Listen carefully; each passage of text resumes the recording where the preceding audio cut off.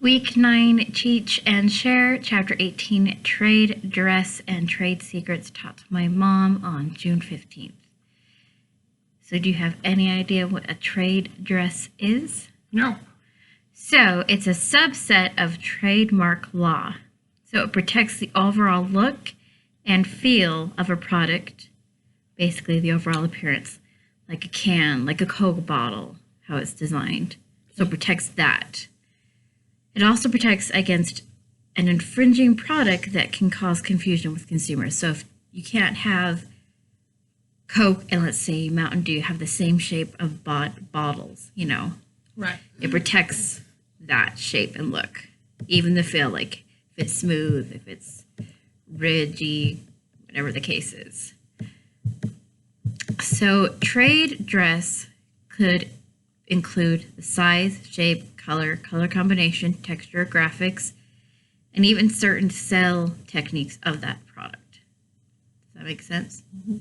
So due to recent lawsuits that have occurred, companies are able to protect the following kind of things, like children's clothing, the size, colors, organization of it, setup of a magazine, color, stripes on a jacket sleeve, comedian style, decor of a mixed restaurant. So stuff like that is going to be included under that trade dress law. So registration of trade dress can be done by companies through the USPTO, which is the United States Patent and Trademark Office. Mm-hmm. But it is not required due to the common law protections for trade dress code, for trade dress once the product has been put into the marketplace. Yeah. So it's not a requirement, but it's more of like an added bonus, added protection. It's added protection. Yeah. You should do it. Yes. If not registered, it can be protected if the following requirements are met. That it's distinctive and non-functional. So for distinctive, that means that the trade dress has to be distinctive from the trade dress of the company. So it has to be unique, has to be one of a kind. It can't be similar, it can't be the same. It also has to be memorable, unusual, and serve to designate or identify the creator of the product. Does that make sense? So non-functional means that features won't be protected if they're functional or have competitive advantage. So if there's a function to it, it can't be protected. Does that make sense? No. So like chairs have a function to them because they're used to be sit on. So it serves a function, serves a purpose. There has to be it has to be non-functional for it to be protected if they don't file for the trade dress protection. Does that make any sense? Mm-hmm. Does that help understand a little bit better? Yep. So there is an exception if it's not distinctive. There can be an investigation that the courts would allow to determine whether the trade dress has achieved a secondary meaning. And they determine that by asking questions such as, has the brand spent a significant amount of money to advertise the design at issue? Do consumers tend to link the design to the brand designed it? Is there unsolicited media attention or coverage of the product? Has the design sold well? Are other brands attempting to copy the design? And has the brand been using the design for an extended time? So we'll say this is secondary meaning. If these questions are answered, then yes. So then it could be protected if the item is not distinctive. So much like other trademark laws, stuff like that, infringement can occur when the defendant's product creates a product that could cause confusion. So again, going back to similar looking bottles, similar looking designs or labels or brand, logos, stuff like that. For a plaintiff to win, they have to show that the consumers believe there was a business connection between the two businesses or that the plaintiff's company endorsed the defendant's goods or services. Does that make sense? Mm-hmm. Yeah. So remedies for trade dress infringement are the same that it is when it's like a trademark. It's, protecting and preventing the defendant from creating and marketing the good or service that was infringed, recovery of profits, or damages if the plaintiff asks for damages. Does that help you understand trade dress a little bit better? I had no idea what I understood trade secrets, but not trade dress. And so I was like, okay, that explains a lot more to that area of trademarks and stuff like that. When I was in high school, navy jeans became very popular, and they were, bell bottoms. Yeah. That they buttoned down the front, and there were people that did imitations, but none of them had the buttons. Yeah. And if you wouldn't notice that it's an issue. Like you wouldn't know it was a trade dress issue. You would just be like, oh, okay. So this kind of helped open my eyes a little bit to how that works. Yeah. Like I said, I was fascinated. So on the other side of this, was trade secrets. Do you know what that is? That's like McDonald's secret sauce on their Big Mac. So it is We all know what is in it. But yeah. So it's valuable information that is kept from the public, and it's valuable to the company because, again, it's a secret. The seasoning on Kentucky Fried Chicken. Yep. I was like, oh, I understand trade secrets. I get it. So a company or an owner can hold the monopoly on the trade secret as long as it's not disclosed or discovered by another. Majority of the time, they are free except for the cost of the secrecy. It may not cost money, but it could cost other things like time, morality, whatever the case is. So the simplest explanation of what a trade secret is that anything that's securely contained and retained inside of a company.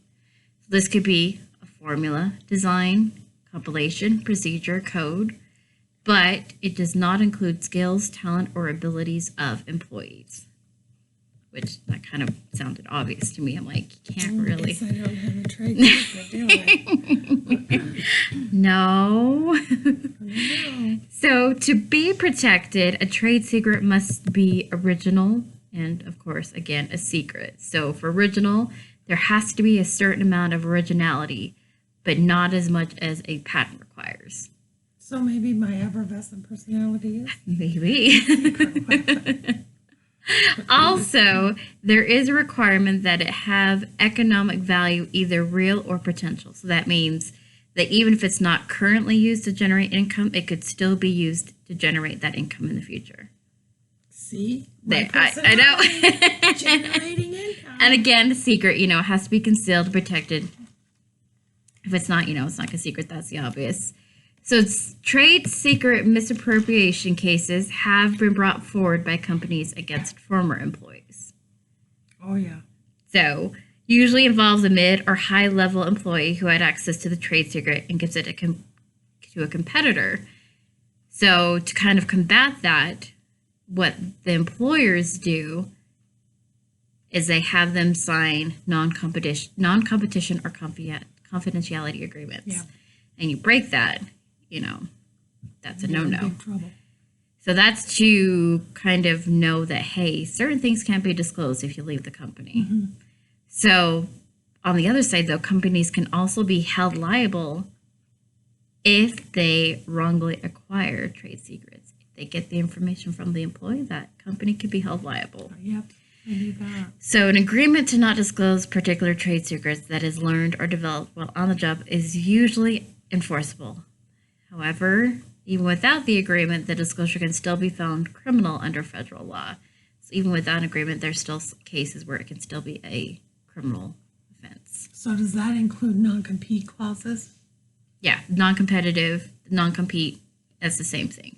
So we used to have non-compete clauses for all of the media personalities in Utah, and that has changed. Yeah.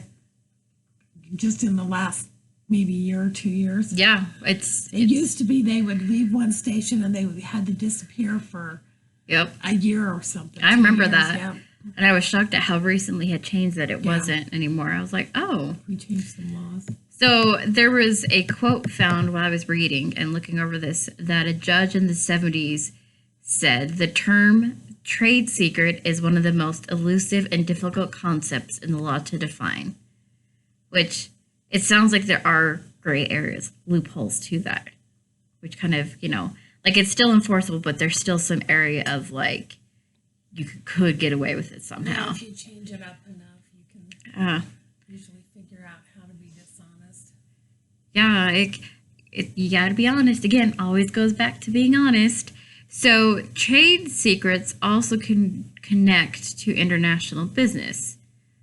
So we can't disclose a secret to a competitor, but we also need to know how we can protect a company's trade secret, which if you're working internationally, you've got to be careful with, because you could have laws will be different and people could be coming into these companies to create, business espionage, to take the secrets away and give them back to their home country businesses, which again, I always say that my international business, international politics always usually will connect back to business law, which I find it funny every week that I'm like, oh, well, I'm reading about this and this connects to that.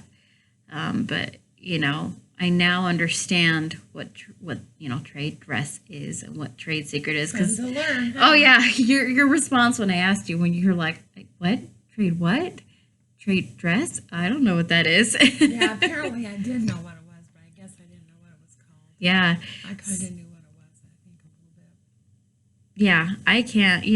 If I'm in I can't take any secrets I have from my company I work with now to another company. I can't do that. I couldn't do that if I was working for an event planning business.